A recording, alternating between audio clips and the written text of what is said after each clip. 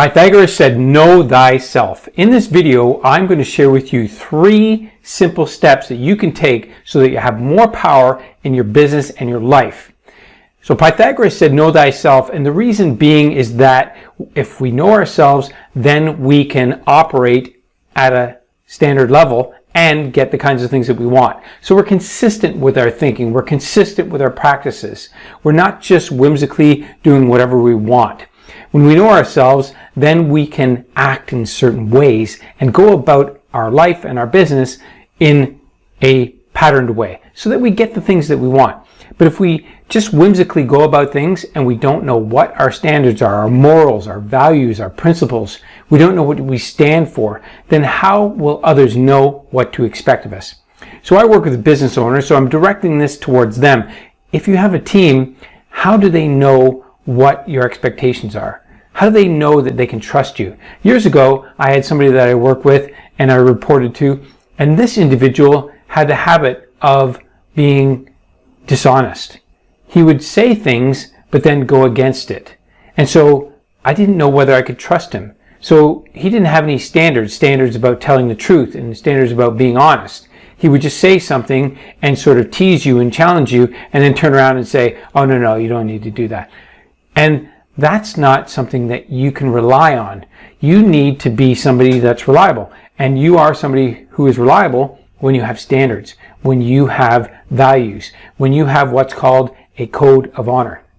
Now, if you go back to the days when there were knights, they had a code of honor. Knights had a code of honor. They even had a shield which had their code on it. And so they had a coat of arms. And so you think about that. Why did they have that? Well, it wasn't just for chivalry. It wasn't so that they could just get the ladies.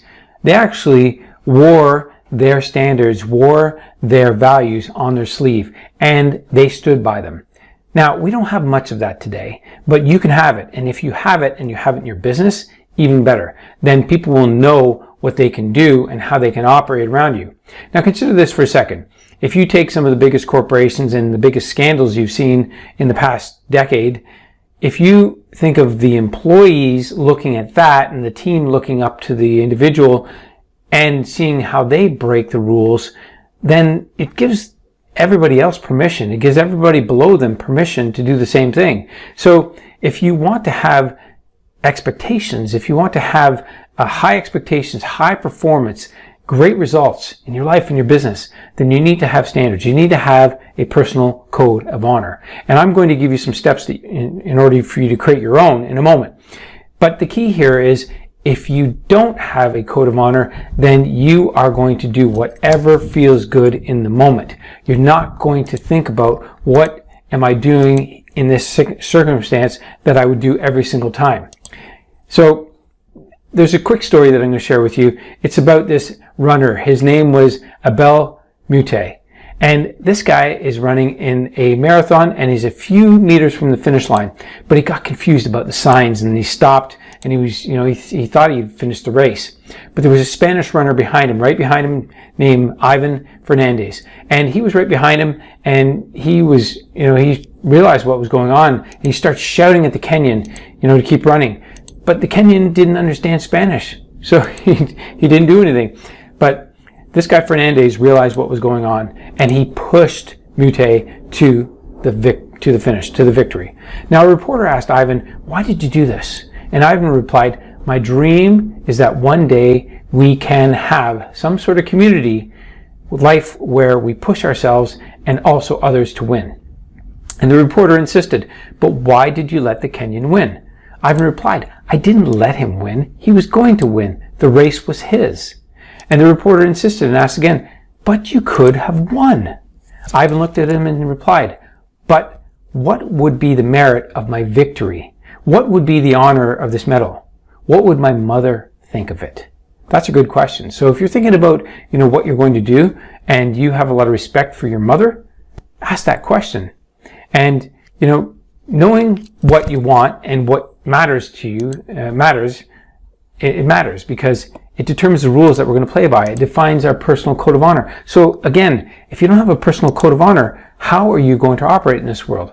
And here's the key components of a personal code of honor. A personal code of honor are statements that you live by. There's no more than 10 or 12 of them. And these are statements that matter to you for your finances, for your health and well-being and family and relationships. Those are the core areas that it matters. Your impact in the community, if you want to have that kind of impact. So those are the things that you look at and you consider what matters to you about that. Why do you want to live like that? So if you have a code of honor, you're going to have these little statements that you're going to live by.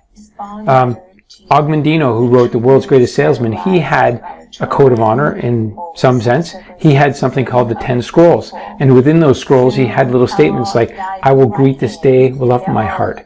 I will multiply my value 100-fold. Those were his codes. That's what he lived by, and he passed them on to us. There's a little booklet that I have on my shelf over here that has those statements embedded in them so that you can read them and study them and get yourself tuned into them. So here's the thing. If you want to have a code of honor, then you start by thinking of the key core areas of your life and what you want in those aspects of your life. And then once you know what those are, you can start building this code of honor. You can start building little statements that are going to say things like, I will surround myself with people who challenge me greater than I challenge myself. Things like that. And when you have those kinds of things, then you can accomplish so much. Now, creating a code of honor is fantastic. You can create it on your computer, you can create it on a piece of paper and file it away. But why would you do that? So the next step is to make sure that you share this with the most significant people in your life. If you really want to be bold and you have a business and you have a team, share it with your team. Plaque it, put it on your wall. Make sure people understand how you operate. And if you break one of those codes, they can call you on it. And they should. That's going to cause you to be playing at a higher standard. If you want them to play at a high standard, then you need to play at a high standard. So you share it with them. And then that next piece, which I was just alluding to, anybody can call you on those codes. And if you have an executive team or even a team of directors, you should have them create their own codes. And you should share them amongst your whole team. That way people can share what their standards are, and everybody knows what each other's standards are and what level they want to play at. And then you can hold each other accountable and you call each other on it. Nobody gets out. Anybody can call anybody, and it's a team effort to solve it.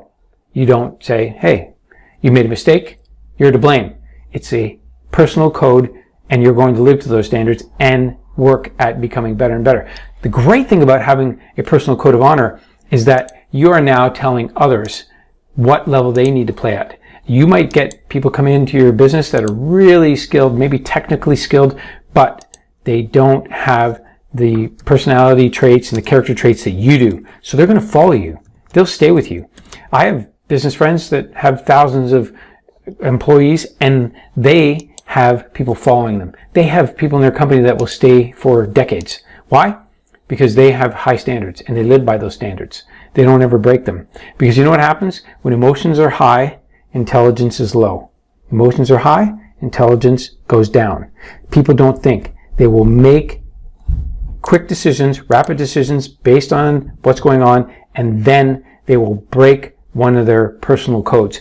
If they haven't written them down, they'll break it, and then guess what? They'll feel bad. They'll criticize themselves, and they'll be regretting what they did.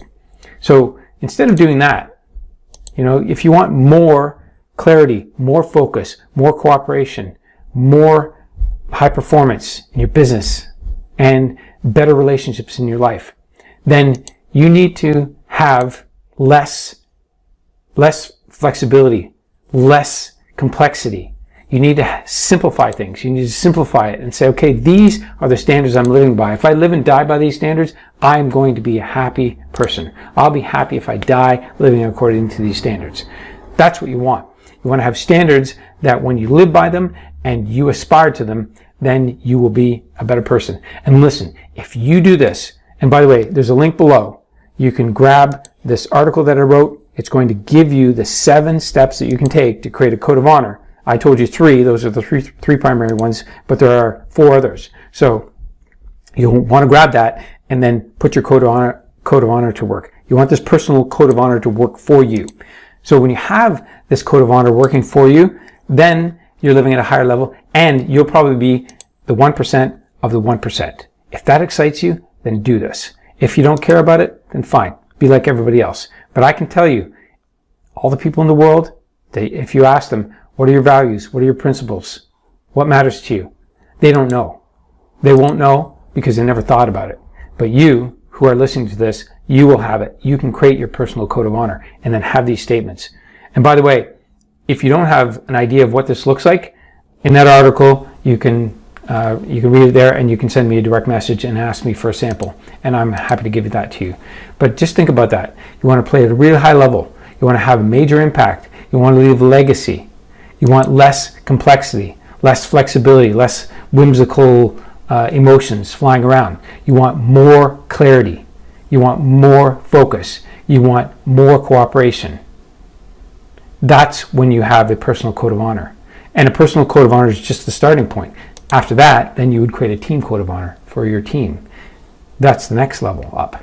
But for now, start with your personal code of honor. Without a personal code of honor, you don't even start anything else. You don't start a team code of honor. You don't look at any other codes. Why? Because you need to know yourself. You need to know thyself. Know yourself from inside out. That way you can tell people what to expect, how to act around you, and what your levels of performance are, what your non-negotiables are. When you know your non-negotiables, people can then aspire to a higher level and work better and help you to have greater impact, greater influence, and impact all the people that you want in the world. Have that power that I was talking about at the beginning. You can have your power, and you can influence people, and you will be satisfied that you did your best. Because if you didn't, at some point in time, you'll be looking back in your life and living in regret. So if you like this video, leave a comment. Let me know. Hit the notification bell. And as always, thanks for watching, and I'll see you on my next video. Bye.